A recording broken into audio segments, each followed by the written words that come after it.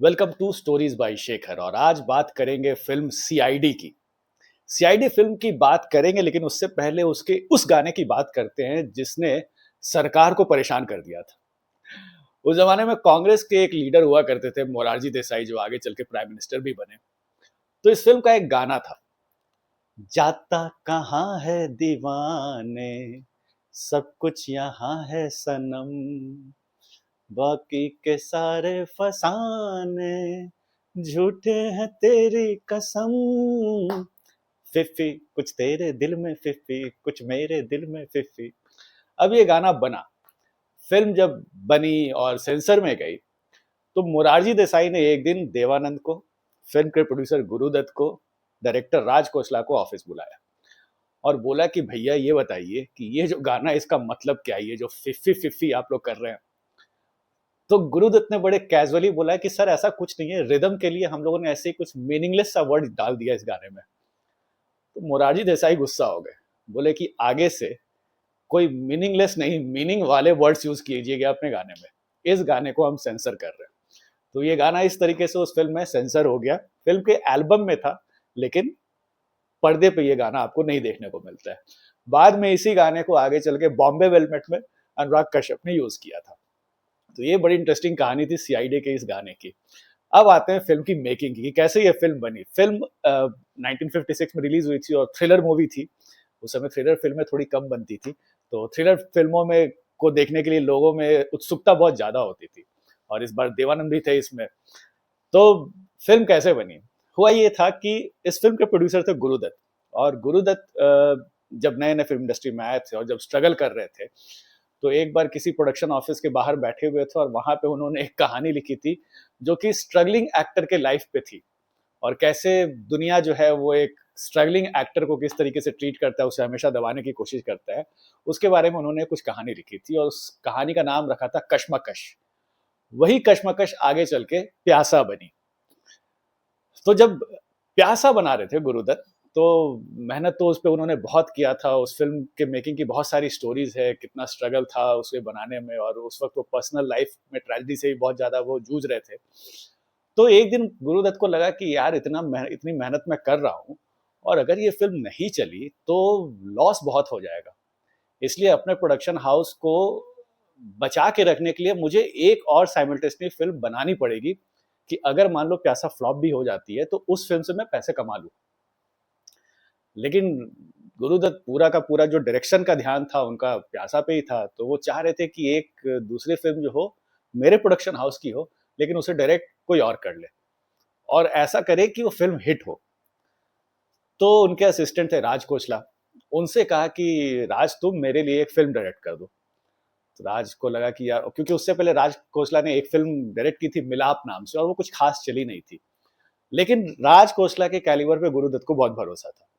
तो उन्होंने कहा कि तुम मेरी फिल्म को डायरेक्ट करो। हालांकि जब गुरुदत्त के प्रोडक्शन हाउस में जब कोई भी फिल्म बनती थी, तो गुरुदत्त के जो भाई थे वो चाहते थे कि जब भी कोई फिल्म बने और गुरुदत्त उसे ना डायरेक्ट करे, तो मुझे उसका मौका मिलना चाहिए।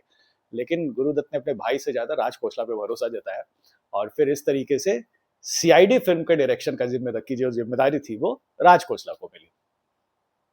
अब सीआईडी जो थी वो थ्रिलर टाइप की फिल्म थी, तो और देवानंद उस वक्त उनके स्टार थे। गुरुदत्त के हर फिल्मों में देवानंद दिखते थे, तो सीआईडी में मेन हीरो तो आपके देवानंद हो गए।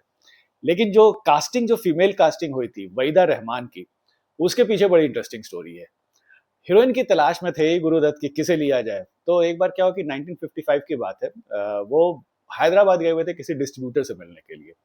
और वहां पे डिस्ट्रीब्यूटर के ऑफिस के बाहर बहुत ज्यादा कुछ कमोशन सा था, बहुत भीड़ भाड़ थी और धक्का मुक्की चल रही थी। तो गुरुदत्त ने जाकर के पता कि क्या हो रहा है वहां पे। तो उन्हें पता चला कि कोई एक साउथ की एक्टर है, वो यहाँ पे शूटिंग करने आई है, एक डांस सीक्वेंस है, और उसी को देखने के लिए इतनी यहाँ पे भीड़ जमा हुई है। तो गुरुदत्त को भी इंटरेस्ट है कि भाई आखिर कौन सी मोहतरमा है जिनका डांस हो रहा है, थोड़ा मैं भी देख लूं। तो वहां गए तो उन्हें पता चला कि एक जो तेलुगु फिल्म है, तो वो मोहतरमा जो थी वो वहीदा रहमान थी। और वो जो फिल्म जिसकी शूटिंग चल रही थी उसका नाम था रोजुलू मरई। और जो गाना जिसकी सीक्वेंस से हो रही थी वो था इरुवक्का संगरोन्ना चिन्नम्मा। आई एम सॉरी, मेरा साउथ का वो बहुत खराब है, हो सकता है मिस्टेक हो गया होगा। तो इस गाने की वो शूटिंग कर रही थी वहीदा रहमान, और उसे देखा गुरुदत्त ने और उन्हें बड़ा पसंद आया।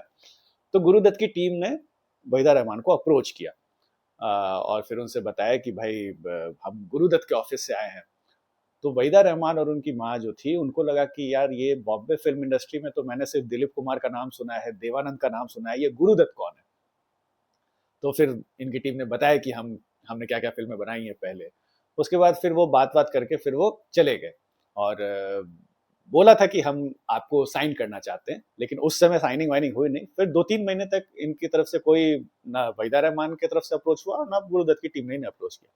2-3 महीने के बाद एक दिन कॉल आया कि वहीदा रहमान को कि आपको बॉम्बे आना है। वहीदा रहमान ने अपने फैमिली से बात की और फिर देखा कि ये भी एक अपॉर्चुनिटी है, बॉम्बे फिल्म इंडस्ट्री भी राइज़ कर रही है, तो हमें उधर भी जाना चाहिए थोड़ा। तो ये अपनी माँ को लेकर के बॉम्बे पहुँच गए गुरुदत्त जी के ऑफ़िस। वहाँ राज खोसला भी थे, गुरुदत्त भी थे। बातचीत हुई और फिर उस वक़्त वहीदा रहमान की उम्र 17 साल थी। तो गुरुदत्त ने कहा कि हम आपको 3 फ़िल्मों के लिए साइन करना चाहते हैं। एक तो सीआईडी थी, एक आपकी प्यासा थी और एक जो थी अभी मैं मुझे उसका नाम याद नहीं आ रहा। तो 3 फ़िल्मों के लिए हम आपको साइन कर रहे हैं।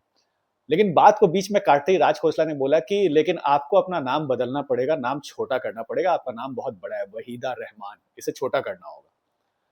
तो अब वहीदा रहमान तो 17 साल की थी और इतने बड़े-बड़े लोग उनसे बोल रहे थे नाम छोटा करने के लिए, नॉर्मली कोई भी स्ट्रगलिंग एक्टर अगर होती तो वो मना भी कर देती। तो वहीदा रहमान ने बोला कि क्यों मुझे नाम क्यों छोटा करना होगा? ये तो मेरे पेरेंट्स ने दिया है मुझे मेरा नाम, तो मैं नाम तो छोटा नहीं करूँगी। तो फिर इन लोगों ने बताया कि नहीं यहाँ जिनका भी जो नाम होता है अगर बहुत बड़ा होता है तो उसे यहाँ पे आम तौर पे जो हीरोइनें होती है वो एक वर्ड का नाम जैसे नूतन इस तरीके से वो रखती हैं, मिमी, मुमताज़। तो क्योंकि फिर कुछ एग्ज़ाम्पल्स भी दिए कि जैसे कुछ-कुछ नाम मैं आपको पढ़ के बताता हूँ।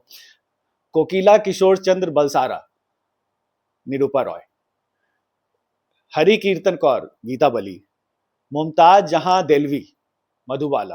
तो उन्होंने बताया कि ये सारी हीरोइनें थी जिनका बहुत बड़ा-बड़ा नाम था और वो हीरोइन के नाम सुनने में थोड़े से बहुत बड़े लगते हैं तो ऑडियंस को अच्छा नहीं लगता, तो हम यहाँ पे नाम छोटा रखते हैं हीरोइनों के। तो वहीदा रहमान नहीं मानी, बोली कि नहीं ये नाम मेरे पेरेंट्स ने दिया है, तो मैं उसे तो नहीं बदलना चाहूँगी। तो ये बात को राज खोसला को लगा कि यार ये तो बड़ी इतनी छोटी-सी है और इतना ज़्यादा अकड़ रही है। और फिर एक और शर्त रख दी कि ठीक है मैं आपके साथ काम करूँगी आपकी फ़िल्मों में, लेकिन मेरी एक शर्त रहेगी कि कॉस्ट्यूम जो भी होगा, वो अगर मुझे पसंद नहीं आएगा तो मैं वो नहीं पहनूँगी और फिर कॉस्ट्यूम आपको मेरे पसंद के हिसाब से ही अरेंज करना होगा। तो राज खोसला को लगा कि इतना डिमांड, पहली बार कोई लड़की आई है और इतना डिमांड कर रही है। लेकिन पता नहीं क्यों गुरुदत्त को लग रहा था कि यार वहीदा रहमान जो है ना वो कमाल की एक्ट्रेस होंगी।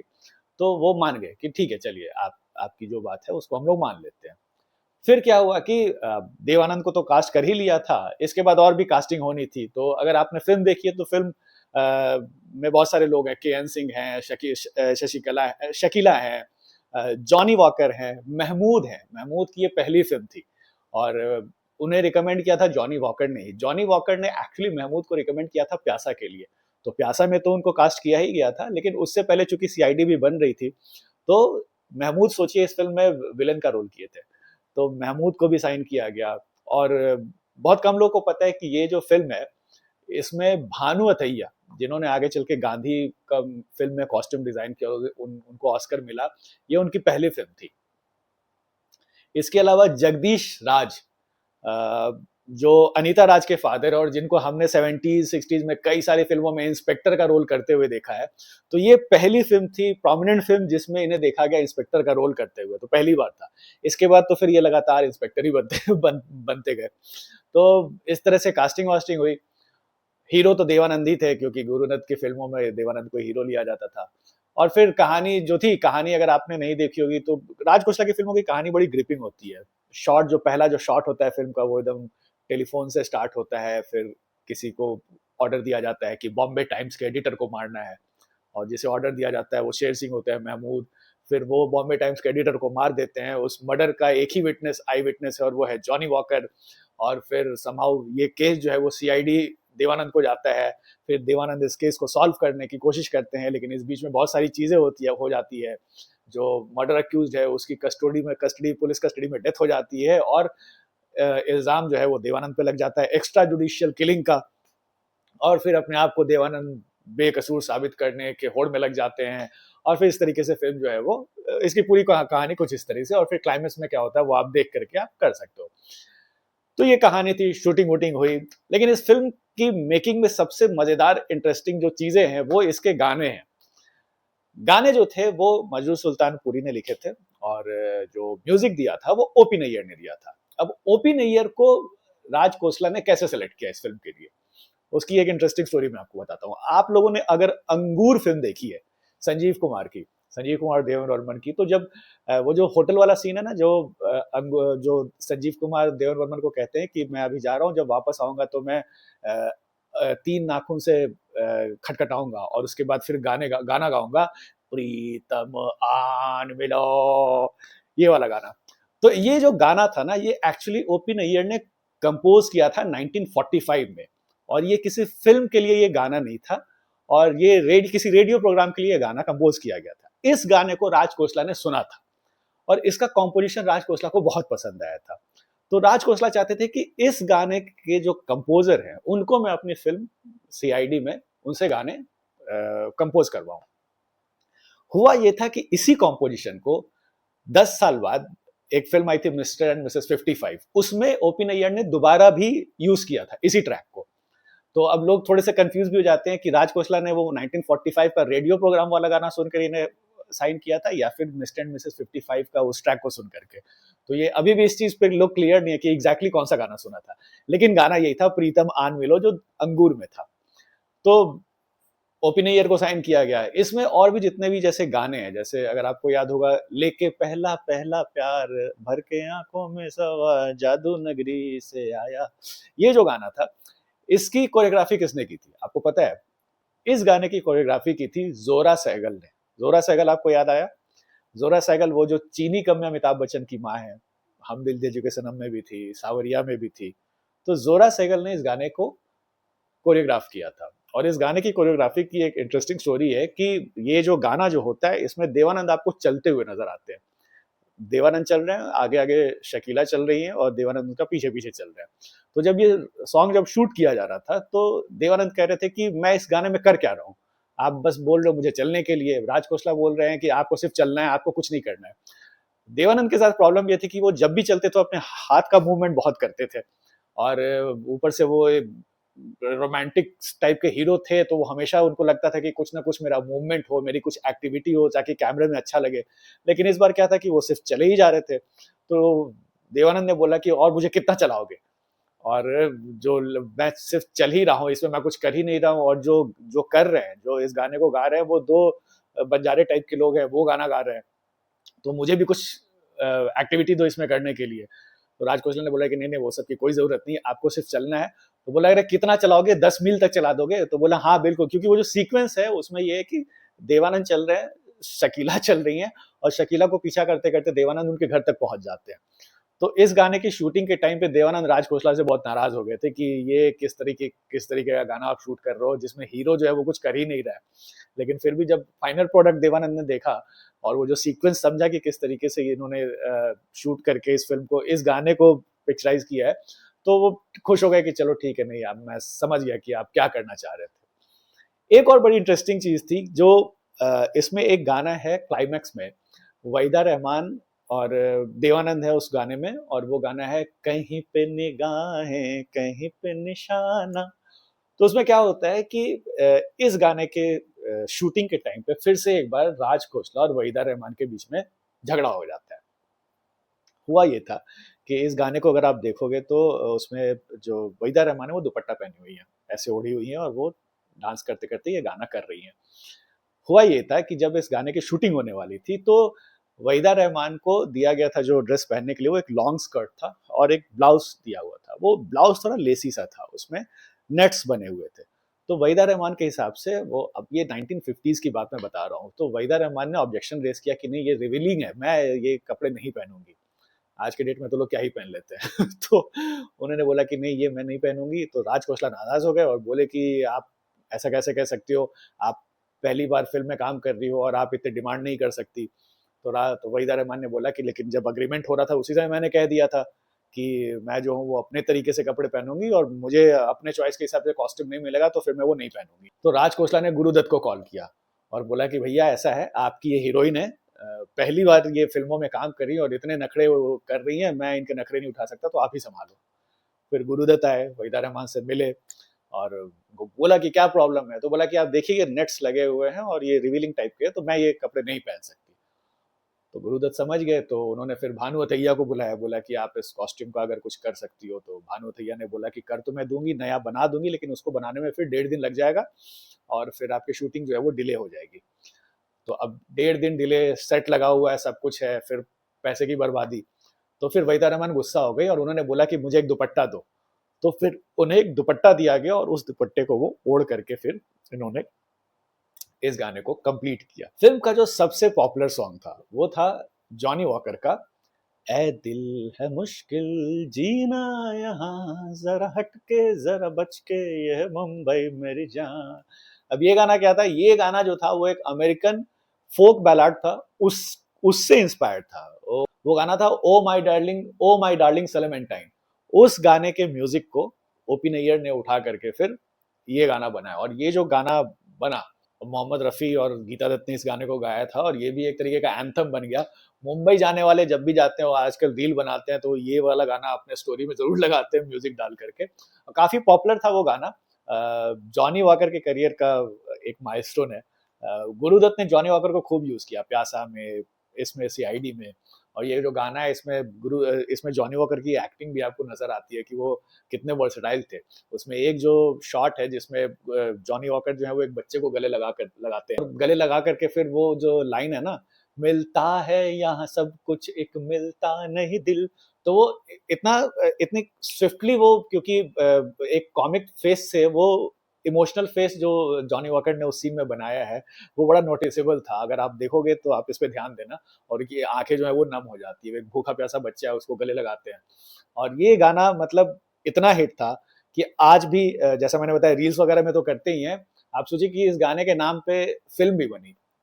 एक मुंबई मेरी जान नाम की एक फिल्म आई थी जिसमें माधवन थे और ये जो फिल्म थी ये 2007-8 में जब मुंबई में ट्रेन ब्लास्ट जब हुआ था, उसके बाद एक तरीके से मुंबई के स्पिरिट को जगाने के लिए निशिकांत कामत ने ये फिल्म बनाई थी और बड़ी बेहतरीन फिल्म थी। इसमें इरफान, माधवन और भी बहुत सारे कलाकार थे, देख सकते हो। इनफैक्ट इस गाने के नाम से एक फिल्म करण जौहर ने ही बनाई, ए दिल है मुश्किल दो, जो आई थी आई थिंक 2015-16 में रिलीज हुई थी।